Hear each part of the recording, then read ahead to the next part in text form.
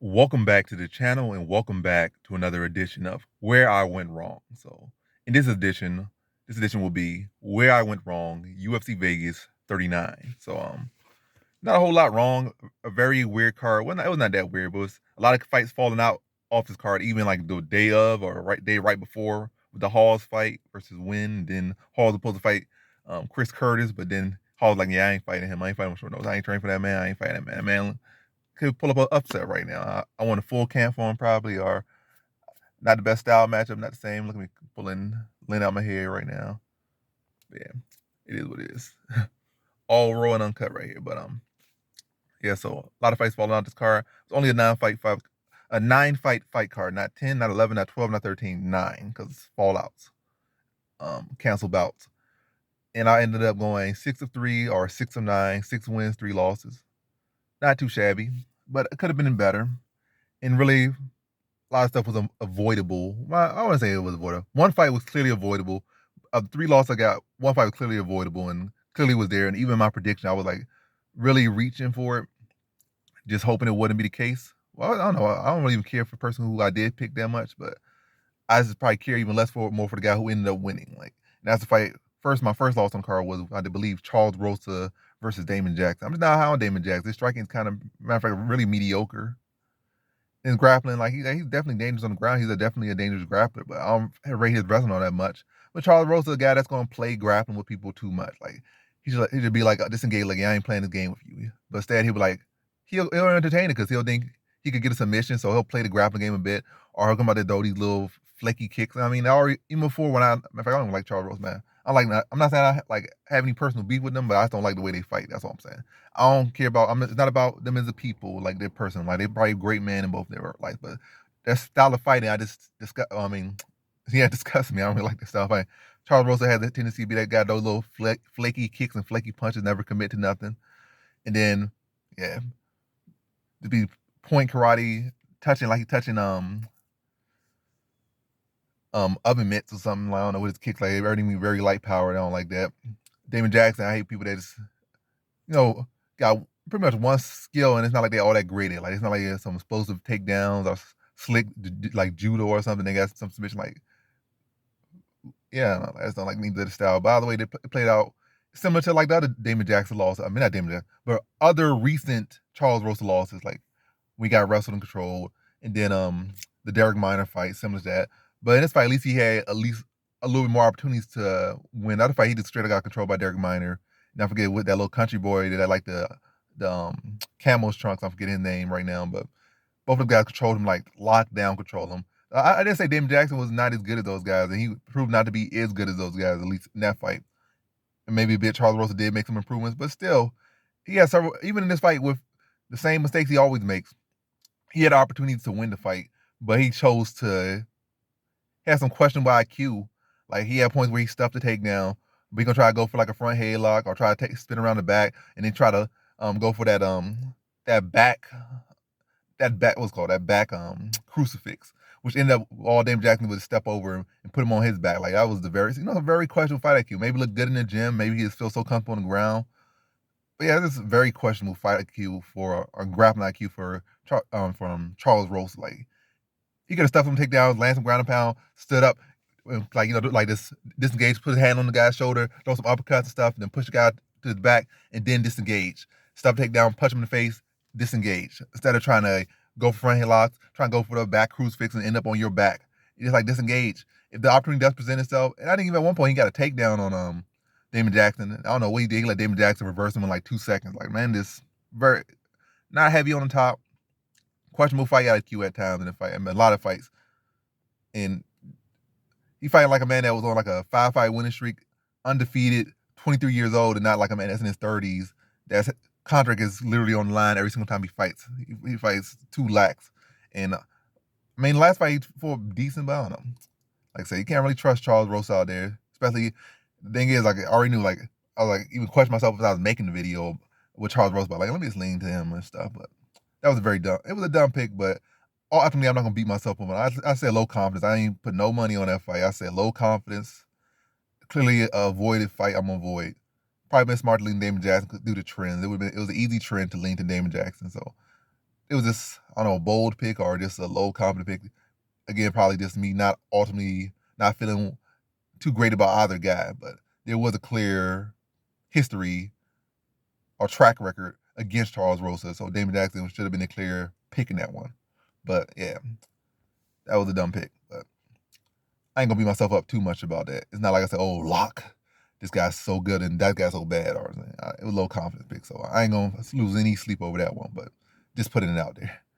And this video, I'm like, probably for the next couple, or maybe just this video, last video, where I just focus on the loss and not the good ones. I just say 6-3. That's my record, and I'm not really getting into the wins. I'm just focusing on where I went wrong with these ones. But yeah, now to the next one: Maria Agapova versus Sabina Mazo. And this one, another fight I'm not gonna beat myself up on. Low confidence. I picked Sabina Mazo. She seemed to be more composed fighter. She seemed to be riding a better momentum. And the issue there is not, I feel like as far as that pick, it's a very solid pick. You can't beat yourself up over it. But the real mistake there lies much deeper. Probably because you looking too much at the surface level of that fight and not deeper, and look at the fact that, well, matter of fact, yeah, probably could look deeper and say, oh, similar heights, so the Mazo won't have that same reach and lift over everybody. But again, you haven't really seen her fight somebody that long. Well, you seen her fight Marina Morozov, I believe, or something like that. But either way, but she didn't look that bad that fight either. But this fight clearly showed. I also had to look a little bit deeper. Look at Agapova's background. Like she was like a standout boxer in her own country. In that country with Kazakhstan, actually has a pretty solid box though. To be a standout boxer in that country, you know your box is pretty slick.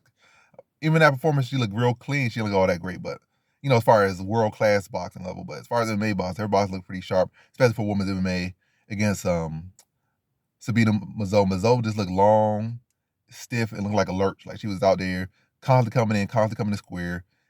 And Mazo would just, and I said Mazo. And Agapova would just chain level, come with the hooks, counter her every single time, coming in like square, looking like a box and getting shipped like UPS out there by Agapova. So that it was it just showed clearly that the limitation of Mazo as she currently is, the stiffness of Mazo, the lack of speed, it showed that Agapova was faster, she was sharper, had much better hands, had much better technique, better footwork, controlled the range. And all Mazo could do was just keep coming forward, throwing these punches, dropping her hands, head wide up, looking like a bobble doll, looking like Saitama with hair out there. Saitama, I'm not talking about Saitama like being stiff or anything, but the way her head shape looked like Saitama, like when he in comedic mode, that big oval looking head, hair on top, coming in square, and constantly walking into these hooks. And I think ultimately that's what finished her, or led to her finish, walking in, throwing punches, always like keeping that defensive hand up and head wide up. Like you could throw punches with your hands down some point, but the head movement gotta be on point. You can't be so predictable. Like she could come in with the same exact punches, dropping her hands, kept walking to the same hooks, then eventually dropped her and got her back taken. So showing not the greatest fight IQ, lack of versatility, lack of variety, questionable fight IQ, stiffness, slowness. It's a lot of weakness in Mazo and Agapova showed also showed in that one fight that she can change her composure up. So if she didn't come out there wild, she came out there composed, was a cleaner, more technical fighter, and the sharper fighter, and for a smart fight, found the openings, took advantage of it, found the patterns, took advantage of it, was able to get that drop, quickly take the back, tap her out. So I definitely feel much higher on Agapova. I definitely think she could be a big problem for a lot of people in this division. I'm not gonna say to the top of the divisions yet, but outside the top 10, I think she's a problem for everybody. Inside the top 10, she's a problem for some of the people in there, but definitely top 15 and outside the top 15, she might be a lock against just about everybody she fights outside the top 15. Well, not top 10, but like 10 or like, 11 through the rest. 11 on back, but not 11 on forward. So not 10, 9, 8, 7, 6, but for sure 11 through like the back. But up there, she could definitely beat some people. I think she could beat Michelle Waterson right now and some other people. Angela Hill might be able to beat Keisha Torres at this point, but she could beat some people. But outside that top 11, top 11 on back, definitely outside top 15. I feel like she could be a lock against a lot of these women in this division. So definitely some interesting, keep an eye on her. And might probably could throw some money on her in the future. And probably in her next couple fights, she's gonna be on a good track record. And yeah, so don't really take this as a loss. Take this as intel, and it showed that so Agapova took that loss, went back and trained, came back better, and regaining, repolishing some of her star status or her future star potential and whatnot. So definitely got my eye on her, and definitely gonna be high on her in this women's flyweight, not strawweight division. I don't know, maybe it's flyweight, but anywho, I'm be high on her in these next couple fights. Now to our next fight, where I went wrong was the main event, where it was Mackenzie Dern versus Marina Rodriguez. So where I went wrong with this one was I looked in a little bit too deep. Well, man, I'm not gonna say I looked too deep. I'm not even gonna fault myself too much for how I went about the pick. It's just like it could have went one way or the other way, and it went the other way. That's as simple as I can say it. It could have went one way or the other, and it went the other way. Well, Marina Agapova versus but Mackenzie Dern versus Mackenzie Dern versus Marina Rodriguez. Where it went wrong with this one is that when I look at the pick, I was out early on. Matter of fact, even with the Mazo and Agapova fight, I was looking at Agapova early. I'm like, can't really. That last fight was so terrible on her that I got lean against her. That really was it. Losing to Shayna Dobson to this was such a big factor. I didn't even delve into the fight like I should have. So I just looked at that with Shayna Dobson. I was like, yeah. And then yeah, that was a bad pick. Really, all three of these picks. At one point, I was picking other people. Then I just switched over for whatever reason, like overdenking or underdenking with those. But yeah, with the Mackenzie Dern versus Marina Rodriguez fight, my thing was that I looked into Rodriguez, and Rodriguez had she wasn't much of a great finisher. It's a 5-round fight. I know that probably favored. I mean, that did favor Marina Rodriguez, to be honest, because it's not like the grapplers typically have the greatest cardio, and I wouldn't rate Dern's cardio as the greatest, but it held up through 5 rounds, to be honest. But I would think it would favor you're not getting a submission or whatnot. Then you're gonna be tired, and the longer, lankier lankier striker gonna pick you apart in the later rounds. You can't really get success with your submission. So you really probably want to get your submission out of there, really in the first 2 rounds, unless you do some wrestler that's gonna cardio wrestler that's gonna lay on somebody, or some real solid she's a world class BJ person, but unless you're finding success and land on the whole time and controlling the whole time. But again, getting off topic. But where I was going with this one was I saw that Marina Rodriguez wasn't as great of a finish. She had like one finish inside the UFC. One finish inside the UFC. She had 2 knockdowns and 1 finish. And one of those knockdowns was in that finish. So she only had 2 fights where she dropped her opponent. So she wasn't a great knockout artist. She wasn't a great finisher. And her takedown defense was questionable. Yes, Mackenzie Dern's offensive takedown ability is questionable, but Marina Rodriguez's takedown defense is questionable. And I feel in a fight where, it's a woman's fight. It's a fight. It's an MMA fight. And a lot of times MMA fights do go to the ground, whether somebody catch a kick or a trip.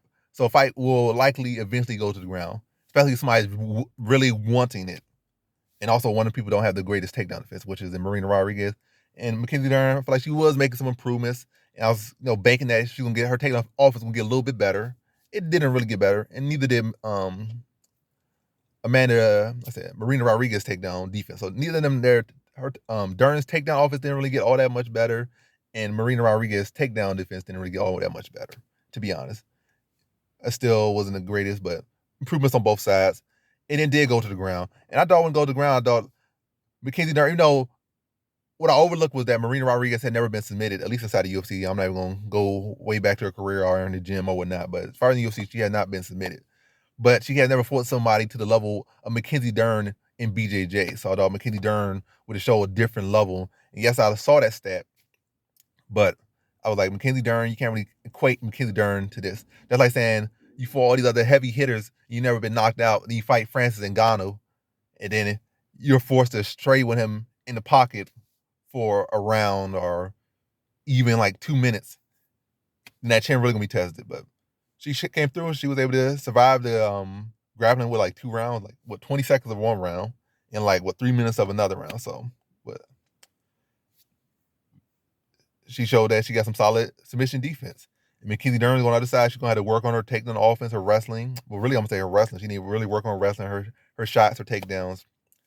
Mixing it up, shots, reshots, angle changes. She need to work on some different stuff so that she can be more creative for her takedowns, so she can increase her success with these takedowns. And also another thing I said, Rodriguez takedown, finishing ability actually isn't that great. Mackenzie Dern is very durable. And Mackenzie Dern has improved even a little bit and can will herself to get some takedowns to fight with the mat. And I banked on eventually Mackenzie Dern will be able to find that submission and stuff. And if she can find success and get it in one round, I feel like they would carry over to the third round. To the next round. That's why I did. I said the second round. She get her takedown second round. That was the round. Like I said, it would be second round where she would get that takedown, really fill out in that second round. Then third round would be the round she would finish her in. But it didn't materialize. Like Rodriguez was able to endure the threat of grappling. She was able to endure being underneath Mackenzie Dern for pretty much a whole round. Come third round, and not really be faded. Like she stayed calm, stayed composed, and was able to get back and on her bike, pick her apart for the next couple rounds. For the next rest of the fight. So close in a way, but no cigar, and ultimately the fight was not close. So really no cigar. You're not even getting half of a smoke, but that's a good thing. Secondhand smoke is bad, kids. Stay away from cigarettes. But yeah, that's how it went. But I ain't gonna feel too bad about the prediction. But what I already knew was there. But I just try to lean a little bit too deep into that one. But not necessarily expect. I also another fight low confidence on because it's two women you can't really bank on just yet. But what was there was that one person. She is not a finisher. She's never been submitted. So I can see she had a history of being submitted, maybe in a better case to lean against her, but she doesn't have history of being submitted. She clearly has a striking advantage. It's one dimension versus one dimension. Like striking versus grappling. And this striker has never been finished. And I don't know, but like I said, even there, what can you really say? But also Mackenzie Dern has questionable takedown ability. So if she has struggles to get takedowns, you're really banking on a very low amount of success with takedowns. So the fight most likely going to defeat. One person got questionable grappling. Takedown offense. That person got questionable takedown defense. I think ultimately the person Mackenzie Dern has more. Her takedown offense is more questionable than Marina Rodriguez's takedown defense. So that would have been a clear lean. So if she's gonna get one takedown and the woman has never been submitted, she's gonna submit it. She's gonna struggle to get that submission, and not the highest likelihood that she will get it just in that little bit of time that she will be on the ground, or that limited time she will have those opportunities. And then when with those limited opportunities and the fact that Rodriguez is tough to submit, the fight will likely play out on the feet more than not. And Mackenzie Dern being tough, the decision should have went to Rodriguez. Rodriguez would have been in her element more. And yes, Mackenzie Dern's tough, and also Rodriguez does finish. So the decision would have been a clearer option, but still would have been a low confidence pick. But stuff to look back on and stuff to look forward. Look forward and use as intel for next card. But not gonna get into my wins. 6-3, solid card. But I could have done them way better, to be honest. Way better. And that's really my mistakes for that card. But 6-3, ain't gonna lose any sleep over it. All my confidence, all my locks went pretty much how I predicted them to go. So nothing to lose sleep over, but definitely something to delve into deeper for the next fights. And definitely, I feel like with their next couple fights for these guys and girls and whoever else that's on this card, I feel like I could be more spot on in their next coming fights for sure. And definitely some good picks coming up in the future for all these fighters and definitely for these next following cards. So that's the video. Thanks for watching. Like, comment, subscribe, and come back for more videos. Peace.